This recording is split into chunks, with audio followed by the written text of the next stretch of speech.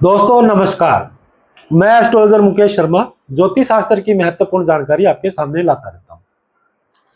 तो दोस्तों हमने पिछली वीडियो में भी बात करी थी कि जातक के विवाह का योग कैसे है, कुंडली में कैसे बनता है और उसका जो दिशा होती है वो कौन सी दिशा में उसका विवाह होता है।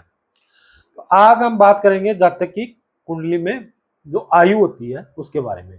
अगर जातक की कुंडली में आयु अल्प है तो सारे राशिफल निष्फल है, मतलब सारे राशिफल निष्फल है। तो सबसे पहले हमें कुंडली में जातक की आयु के बारे में विचार करना चाहिए। और जातक की कुंडली में जो आयु का विचार है वह ग्रंथों से, हमें कुंडली से या पूर्वाचार्यों द्वारा रचित ग्रंथों से भी पता लगता है। तो जैसे कि अष्टमेश होता है, जो अष्टम भाव होता है, अगर वह बली होकर बैठा है अष्टम भाव में अष्टमेश बली होकर बैठा है तो जातक की उम्र लंबी होती है, मतलब जातक की दीर्घायु उम्र होती है। अगर अष्टमेश लगन से त्रिकोण और केंद्र भाव में बैठा है तो भी जातक की उम्र लंबी होती है, मतलब जातक की उम्र दीर्घायु होती है। तो दीर्घायु मतलब 100 साल के करीब उम्र होती है। और लग्नेश अष्टम और दसम भाव और शुभ दृष्टि, शुभ युक्ति, अगर इन तीनों का बलवान होता है तो जातक के जो आयु है वो है दीर्घायु होती है।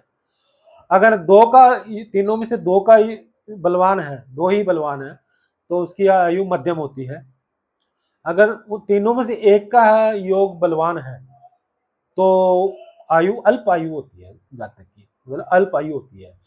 अगर अष्टम भाव में शनि ग्रह बलवान होके बैठे हैं तो भी जातक की उम्र लंबी होती है।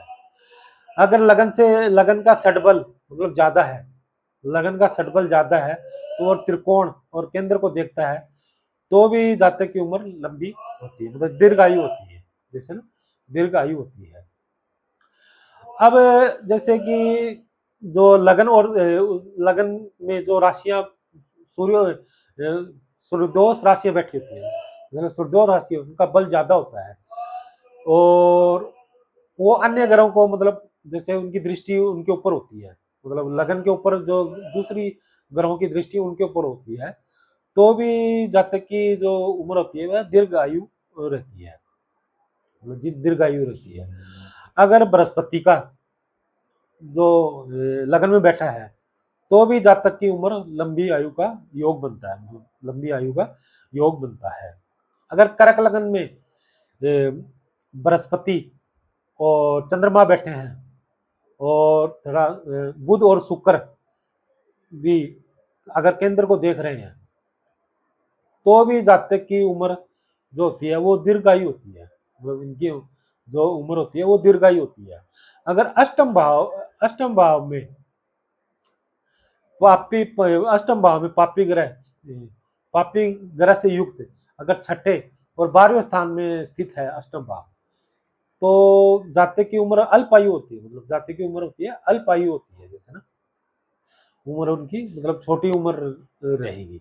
जैसे अगर केंद्र और चंद्रमा अगर पापी ग्रहों के मध्य में आ जाते हैं, मतलब पापी ग्रहों के मध्य में आ जाते हैं और छठे 8वें 12वें स्थान में स्थित हैं तो भी जातक की उम्र अल्प आयु होती है, जैसे ना अल्प आयु होती है।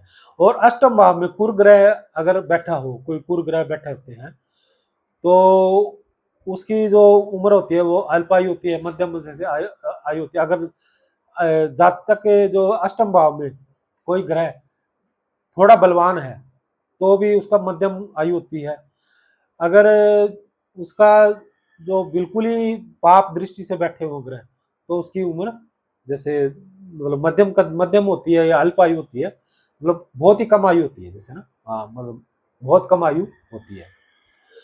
अब दोस्तों जैसे हमें जातक की है ना 12 वर्ष तक की आयु के बारे में नहीं देखना चाहिए, उसके ऊपर ही देखना चाहिए हमारे को, क्योंकि 8 वर्ष तक तो बाल अवस्था में रहता है वो।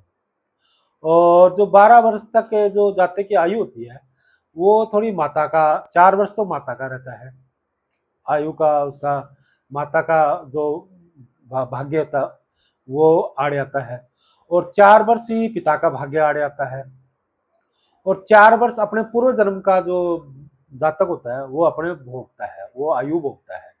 अगर इससे पहले बालक की आयु क्षीण हो जाती है, खत्म हो जाता है, तो वो अपने कर्मों से नहीं, अपने माता पिता और अपने भाग्य जैसे पूर्व जन्म से पीड़ित होता है। 12 वर्ष के बाद ही उसके जीवन में आयु का विचार करना चाहिए, जो अपने कर्मों से होता है। तो दोस्तों जैसे कि अल्प आयु होती है वो 35 वर्ष तक होती है, 33 वर्ष मानते हैं हम उसको ना, 33 वर्ष तक अल्प आयु होती है। और जो दीर्घ आयु होती है वो होती है जैसे मध्यम आयु होती है वो होती है 70 वर्ष की, और दीर्घ आयु होती है वो 100 वर्ष की होती है। और 100 से ऊपर जो आयु होती है वो अल्प आयु बोलते हैं उसको, अल्प आयु, अमित आयु बोलते हैं, अमित आयु बोलते हैं उसको।